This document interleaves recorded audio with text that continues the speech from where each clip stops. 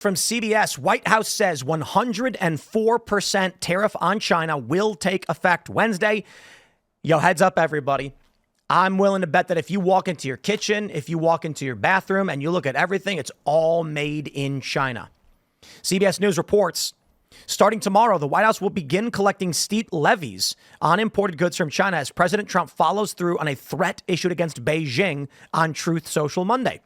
Mr. Trump on Monday threatened to slap an additional 50% tariff on all imports from China after the nation said it would impose a 34% import fee on American products. China's retaliatory move came after Mr. Trump said China would face a 34% tariff on all goods imported to the U.S., a rate tailored specifically to China. Trump also said in his Truth Social post the U.S. would cease all negotiations with China while proceeding with trade talks with other nations. China's Commerce Ministry on Tuesday asserted that Beijing would fight to the end and take countermeasures against the U.S. if Mr. Trump did not walk back his latest threat. So I did a quick search.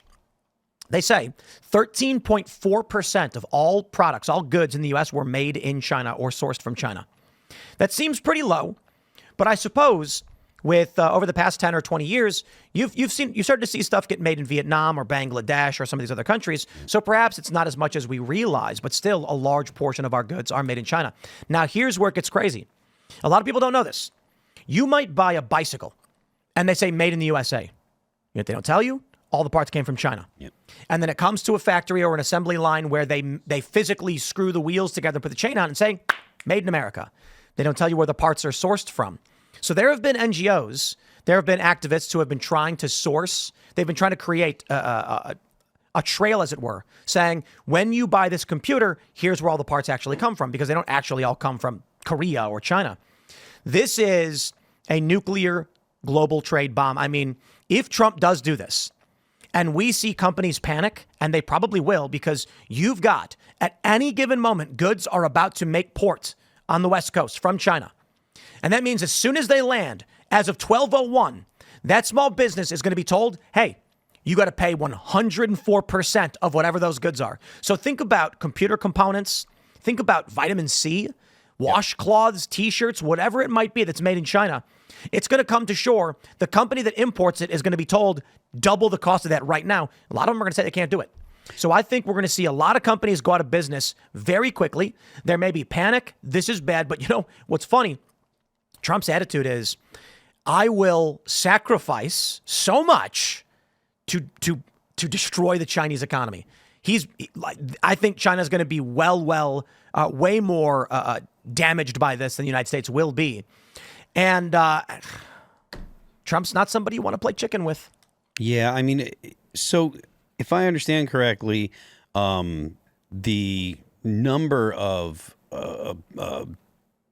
products that are coming in from China that go into, you know, all the type of things that are manufactured here, it's going to have significant damage. I really do think that one of the things we should have learned from COVID was we should have realized, our government should have realized and moved to encourage the U.S. manufacturing base to start changing things. We were selling PPE stuff to China, or we were buying stuff from PPE stuff from China, and China just shut it down. Everyone knows that the vast majority of our pharmaceuticals are made in China. There's all kinds of necessary products that are made in China, and whether or not you consider China a rival or openly hostile to the United States, doesn't matter. These things are things that Americans need, and we shouldn't have to source them from one country. Now, granted, we talk about Taiwan and the need for semiconductors for national security because of the military's reliance on them, and that's true. But again, there's a plan that China has that 2027 they're going to take back Taiwan. They say that 2027 is the year, and if that's the case, we've got a year and a half to start sourcing semiconductors. These are all huge. This is shutting down their timeline. Yeah, I got to be honest. I don't think Trump backs off this no matter what. I think when Trump says if China backs down, he'll not do this or whatever, I think it's BS. I think Trump is just trying to find a trade casus belli so that he could cut off China and effectively implode their economy.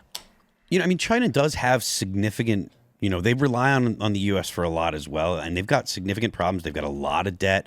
They've got an aging, significantly older population So than do the we. U.S. And pardon me? We have all those things too. Yeah, but I mean, China's got 1.5 billion people. Do We they? only have, a billion. We don't know that. Maybe. They have way more than Not quite to 330 that million. extreme. One, Didn't they end their one-child policy Yeah, not because too it wasn't long working ago? so well. Yeah, but Yeah. there are reports that China's been lying about their population.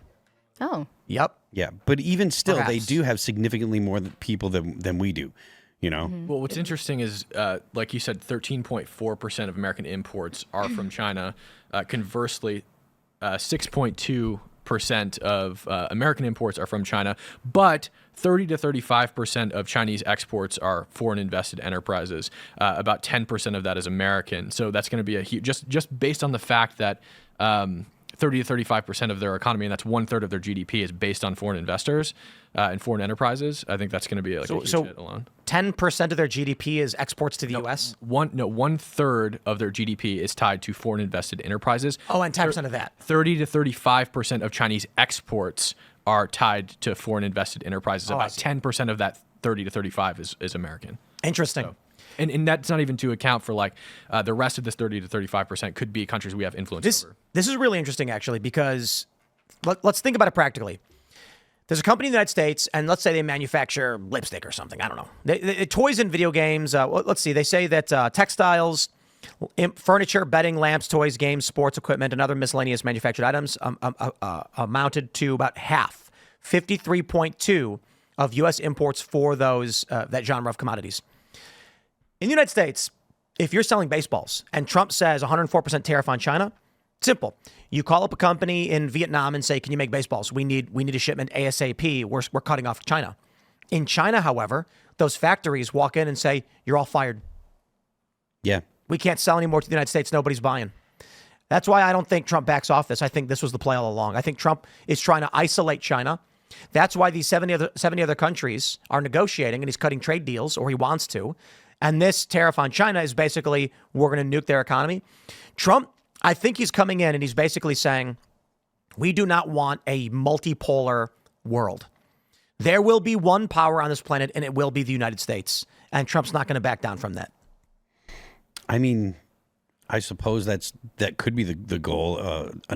As far as economic powers go, there's going to be a lot of pain because of this, and I'm not sure.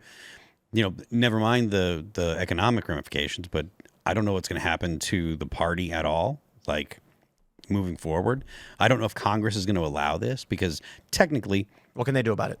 Congress is who's supposed to actually enact tariffs and stuff. Like Donald Trump's not supposed to be doing tariffs. He's doing it under a specific provision based on national emergencies. I mean, yeah, threats sure, to national fair security. enough. But Congress can get together and say, hey, this is not you don't have the authority.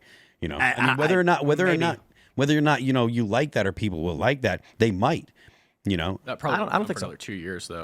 But I mean, we have pretty firm control of Congress right now. So We have I think there's a two or three people. There's a two or three Republican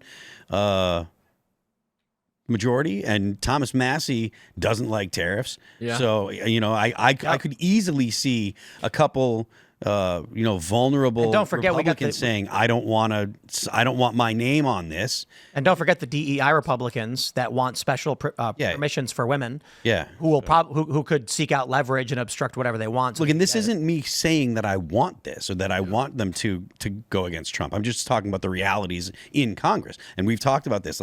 You have to make deals because we have thin margins. We have very thin majorities. So we can talk about what we want Trump to do, but you have to remember the reality in Congress. People vote. The voting majority, it's not big, and Republicans do not get in line the way Democrats do. yeah. Well, I think like Tim said, a lot of people are going to outsource to Vietnam, and I also think, or other countries like that, and I also think that there's going to be a lot of skirting of the system. I don't know how Trump's going to respond to it, but we just saw Apple fly in 5 planes full of iPhones from India to skirt the tariffs. And then, in addition, I just think this whole problem just wouldn't even exist if in the 1970s and 80s, when all of our corporations started moving to China, India, Indonesia, Bangladesh, whatever country it is, if we just said, all right, so you guys are moving there for slave labor, basically. You want to pay people 10 cents an hour to produce whatever you have in a sweatshop. If we just said, all right, so let's implement a tariff on these countries that is a counterweight to whatever the difference in labor cost is, but we didn't do that. I mean, shoulda, coulda, woulda. Screwed. Yeah, exactly. But now it is too late, and now we have the gun. What I would say is, like, I think you look back at the 1970s and 80s, it's like shoulda, woulda, coulda, but the reason we didn't do it is because we were afraid of protectionism. And, like, I'm not like this huge raha protectionism guy, but I think that we shouldn't look at a problem that could have been solved with this exact procedure in the past and say, well, we shouldn't do it now because of the implications, because that's what they did in the 1970s and 80s. So I don't know. Yeah, I mean, I don't know. Obviously, I don't know what's going to happen. I do think that Donald Trump is gonna stick to his guns. It's just my big concern, or most immediate concern, is will Congress allow this to happen? Because yes, if people are going to be voting against Donald Trump, and people are bummed if it has a massive effect on the economy, and people are going to vote against Republicans in the midterms because of it, people have a long memory, and if this sets the country into a recession, people are going to be upset. I don't think their memory's that long. They say that a month is an eternity in politics. So if Trump does everything he's doing now and then starts changing the policies a year from now and things start getting better, he wins. It's a lot of ifs. I think it's actually rather simple, in fact. This is why it was so important this is why it is so important they have the October surprise. You put out damaging information in September, ain't nobody going to care come October. You want to get all the bad news out against your political opponent in October so that it's fresh in their minds. That's why Trump is taking these actions he's taking right now. It's as soon as he can do it, he does it. And he wants to make sure that as we go into next year, he's going to have some leeway. And if he makes some policies at that point begin to improve things, then people are going to vote Republican in the midterms. More importantly, the Republican Congress can come out and say, we turn things around, so vote for us. I will say on top of this, however, before we go to the next segment, we're screwed either way. Either we do it now or the country implodes. Gen Z owns nothing, and they are unhappy. A new study came out purporting, they did a poll of 1,200, a representative sample of the country. 55% of left-of-center individuals are in favor of assassinations and political violence. And this is overwhelming with the younger population who don't own anything and don't believe they have a path toward owning anything. And it is the older generation that is living longer and getting all of the political authority. So they're more likely to vote, so they get pandered to more often. The youth vote doesn't vote, so they're not getting it, but the youth vote is getting very angry, and they live in cardboard boxes. I'm being figurative. They live in closets in bachelor apartments, and they can't afford to have families. A lot of guys are checking out, young men, and this means that our social system will implode. I wonder if Trump is considering this as he's making these moves. Thanks for checking out this clip from Timcast IRL. Make sure to watch the show live Monday through Friday at 8 p.m. Subscribe to this channel, and we will see you all there.